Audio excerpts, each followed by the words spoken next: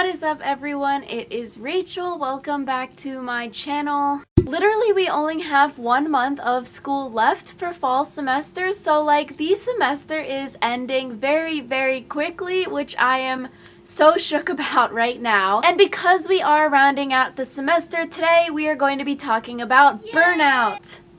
Jazz hands. So hi, if you're new here, my name is Rachel. I'm currently a senior at UC Berkeley, double majoring in cognitive science and legal studies. Literally for the past 2 or 3 years at Berkeley, I've taken 16 plus units every single semester, so I know how to balance a workload and deal with burnout. This semester right now I'm taking 18 units and then working 2 jobs at the moment. Spring 2019 I was taking 20 units and then working 3 jobs. So I'm a busy person. I do enjoy being busy, but being busy means you have less time to handle your stress and burnout. And so November, I feel like, is the time when you're probably starting to feel burnt out. We've had 2 rounds of midterm exams. We're having papers, essays, projects due around this time, and literally it can be a freaking lot. Off of the internet, burnout is a state of emotional, physical, and mental exhaustion caused by excessive and prolonged stress.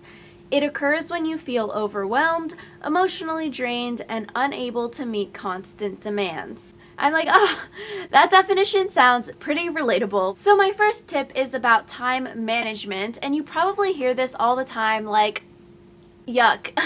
Everyone just says the buzzword of time management, but you really don't know what that means. So for me to time manage, I use Google Calendar on my phone and I use an agenda planner. And so on my phone, I use the Google Calendar app. You can also use Google Calendar on your computer with your email. And this is literally the best thing ever. I didn't start using Google Calendar until like sophomore year. And then after, it's been life-changing because I can literally plan out my schedule down to the hour and minute, pretty much. And that might be a little bit too much, but like I really like to know where I need to be at what time, if I have class, if I'm going to work, like what am I doing? And it's really easy to visualize your entire month, week, day schedule, which I think is great. So on the screen now we have my schedule for April, so last semester, and then if we click onto any random day, so like Monday the 8th, I like to color coordinate things too, so work would be in purple and then classes and then stuff like that. So yeah, I'm usually pretty busy during the day, and then I make sure at night I'm doing my homeworks. So I really love Google Calendar for planning out like where I need to be at what times, and then I use my agenda planner for knowing like what assignments are due when. Basically, I'll write down the homework that I need to do and when I need to do it by. If I have an exam, I'll write the exam out on that day, or if I have a big project or essay due, I would write that out on the day as well. So just flipping through the weeks, you can definitely see like, okay, this week I might not have an exam, but next week I know I have 2 exams or an essay due, so that weekend maybe I want to get my other homework done so then I can focus on studying for the exam and not wasting my time on homework kind of thing. So I feel like time management is really important in college, especially when you have a lot of activities going on from school, work, clubs, socializing, and free time. And so those 2 things really help me stay on track so I don't accidentally have a lot of homework projects build up and then it's like the night before and I'm like, holy crap, I don't have time to do all of these things. But because I plan like weeks at a time, weeks in advance, I can get all of my work done and then still have time to hang out with friends and socialize. So the next thing is to have a constant sleep schedule. This is probably another thing where you're like, oh, buzzwords, like that's really annoying, but I think having a constant sleep schedule is very important. So for me, I've been trying to go to bed by like 1 a.m. every day, and then I wake up around like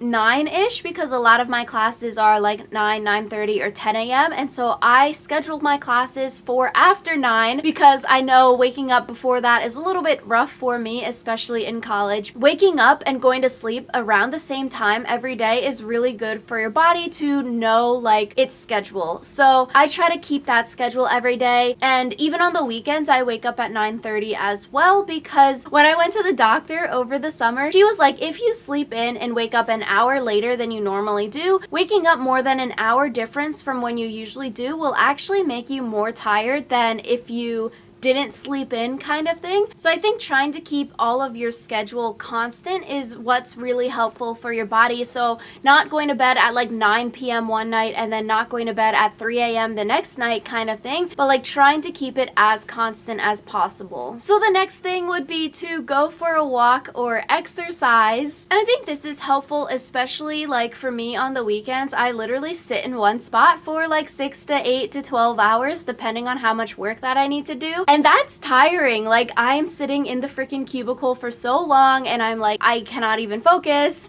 I'm staring at the wall now kind of thing. So I think to give yourself a mental break, take 30 minutes, an hour to go exercise in the middle of the day, walk around campus, I just walk around the halls, like to stimulate my mind from like, oh, I'm sitting in this one spot for 12 hours, it hurts my butt. So I think just like taking a break as well helps with the stress and burnout load. And for me, I just like get the self-control to focus for that long. And I'm like, Rachel, you are not leaving this spot until you get all of the stuff that I wanted to get done.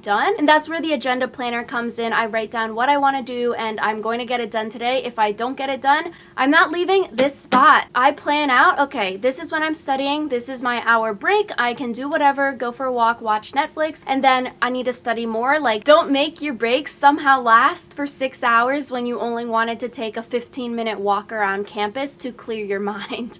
So you have to have the self-control in that regard. Another good thing to relieve stress and burnout is to hang out with friends. For me, a lot of times this is hard to find time in my schedule to do because hanging out is time consuming. It's sort of funny because I just had lunch with a friend this week and we've been trying to schedule lunch for 3 months. Literally since August, and it just kept getting pushed back. Someone was busy, we had to cancel, and now literally in November, we finally had lunch. I think that's what gets harder after freshman year, like not living in the dorm with all of your friends where you see them every day, but you really have to take time out of your schedule to make plans and get lunch with a friend. Just being able to see friends that I haven't seen in a while, it's really relaxing, we can relate and just talk and not think about school for the little bit of time that we're hanging out. And so I think that's a good way to relieve stress. I felt a lot better after I had lunch with that friend who I haven't seen since spring semester. When was the last time we had lunch? The next thing to do is to go on a day trip. I think leaving your college campus is probably always healthy. Berkeley's campus, I just feel so claustrophobic after being here for 4 months straight at a time for each semester. And so I think doing little day trips for us here at Berkeley, we can go into like San Francisco. It's just super fun to leave Berkeley's campus, get some fresh air outside of the claustrophobia that is a college campus, and just get out and not think about school for half a day if you have that much time to be able to go out and hang out in the city or wherever in nature. And I think that's really helpful to not feel so stressed with school. The next thing is to take some time for yourself alone. I feel like spending time alone is very healthy and much needed after like socializing, going to class all day and talking to people and stuff. A lot of times I just want to stay home alone and watch Netflix and not talk to anyone. And so I give myself this time. It's me time. I don't need to feel obligated to do stuff with other people, go out, whatever. I have this time for myself. I think it's helpful. So I'll plan out like, okay, this evening I got my work done during the day, so I'm going to give myself some free time at night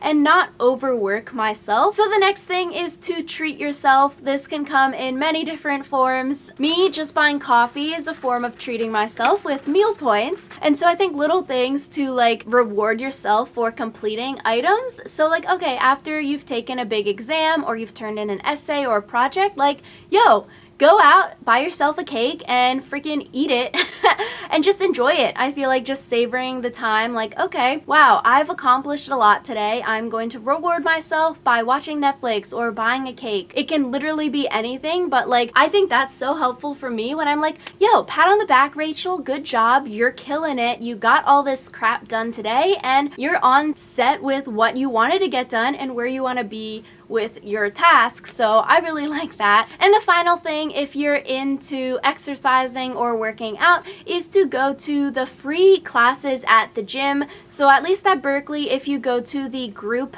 X website, they have the list of all of the free classes that you can take. So different things like Zumba or yoga or even cycling, you can go into the RSF and take for free. So I feel like a lot of colleges do that, where they offer free gym class. Like literally, if you're not paying for SoulCycle, you can do cycling at the gym for free at college, which is super great. Anyways, so these were some of my tips on how to handle burnout and deal with exhaustion from stress and schoolwork. Hopefully these tips are helpful for you all. So let me know in the comments below, and if you have any other video suggestions that you want to see me do, let me know as well. But as always, thank you so much for watching. Hopefully you all enjoyed. Make sure you like and subscribe, and I will see you all next time.